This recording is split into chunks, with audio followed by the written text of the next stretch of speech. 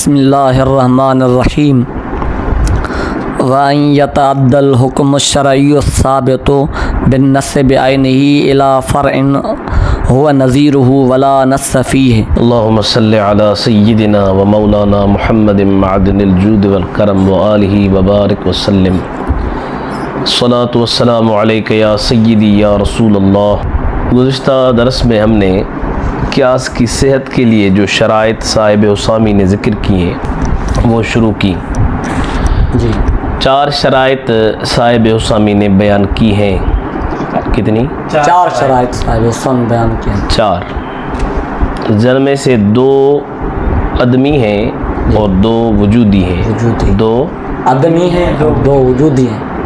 عدمی پہلے ذکر کیے، جی گزشتہ سبق میں ہم نے پڑھے۔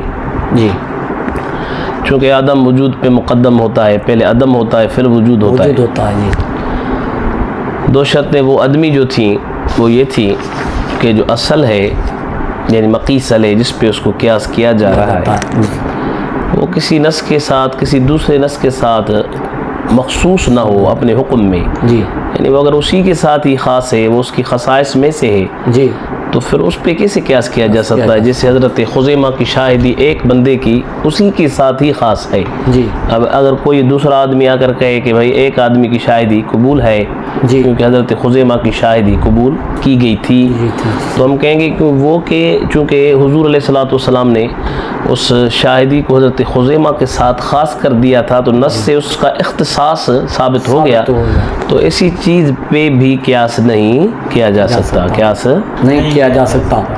دوسرا یہ شرط تھا عدمی جی کہ وہ جو اصل ہے وہ خلاف قیاس نہ ہو۔ نہ ہو جی اگر وہ خود خلاف قیاس ہے مگر نص کی وجہ سے اس کا حکم ثابت ہوا ہے جی تو اس پہ قیاس نہیں کیا جا سکتا۔ جی جیسے الطہارۃ بالقہقہ فی الصلاۃ کہ اگر نماز میں کوئی قہقہ لگائے جی تو اس کو وضو کرنا، یہ جو وضو کرنا ہے یہ نص سے ثابت ہے، جی حضور علیہ الصلوۃ والسلام کی حدیث ہم نے پڑھی تھی، اس سے ثابت ہوا۔ اگر اس پہ کوئی دوسرا کسی نماز غیر کاملہ کو قیاس کر دے تو ہم کہیں گے کہ وہ جو خود جس پہ آپ اس کو قیاس کر رہے ہیں جی وہ خود خلاف قیاس ہے، تو اس پہ قیاس کیسے کیا جا سکتا ہے؟ جی آج کا جو سبق ہے وَإِن يَتَعَدَّ الْحُكْمُ الشَّرْعِيُّ الثَّابِتُ بِالنَّصِّ بِعَيْنِهِ إِلَى فَرْعٍ هُوَ نَظِيرُهُ وَلَا نَصَّ فِيهِ۔ جی اگرچہ مصنف صاحب حسامی نے اس کو ایک ہی عبارت میں ذکر کر دیا اور یوں محسوس ہوا کہ ایک شرط ہے، جی مگر ایسا نہیں، اس ایک شرط میں بہت شرائط ہے۔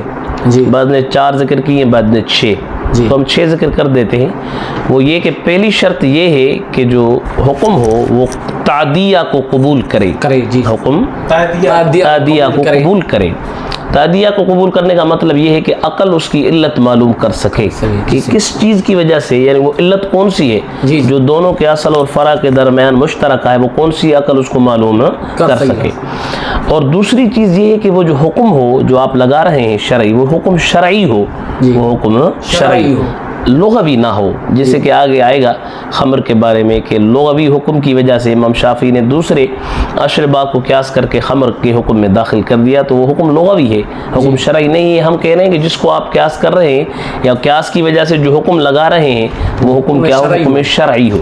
اور تیسری چیز یہ ہے کہ وہ جو حکم ہو وہ ثابت بالنص ہو، ثابت بالنص ہو، یعنی اگر چاہے پھر وہ نص حقیقی ہو یا نص حکمی ہو، نص حقیقی ہو یا نص حکمی ہو۔ حکمی جیسے کہ اجماع، حقیقی جیسے کتاب اللہ اور سنت رسول۔ اور کتنی ہوئی شرطیں؟ 3۔ حکم جو ہے تعدیہ کو قبول کرے، حکم شرعی ہو، نص سے ثابت ہو، اور تیسری شرط یہ کہ وہ بعین ہی بعین ہی وہی حکم اصل سے فرع کی طرف منتقل ہو، اصل سے فرع کی طرف منتقل ہو، وہی حکم بعین ہی مقیس علیہ سے مقیس کی طرف کیا ہو؟ آ جائے۔ تو یہ بھی شرط ہے چوتھی۔ 5ویں شرط یہ ہے کہ وہ جو حکم ہے جو فرع ہے وہ وجود علت میں اصل کی نظیر ہو، بالکل اس کے مماثل ہو، کوئی بھی فرق اصل کی نظیر ہوگی تو قیاس جائز ہوگا، قیاس صحیح ہوگا، نہیں تو قیاس صحیح نہیں ہوگا۔ کتنی شرطیں ہوئی؟ 5۔ اور چھٹی شرط یہ ہے کہ جس فرع کو آپ دوسرے اصل پہ قیاس کر رہے ہیں اس کے متعلق کوئی نص وارد نہ ہو. اگر نص ہوا تو پھر قیاس کی کیا ضرورت ہے؟ نص پڑھا ہوا ہے.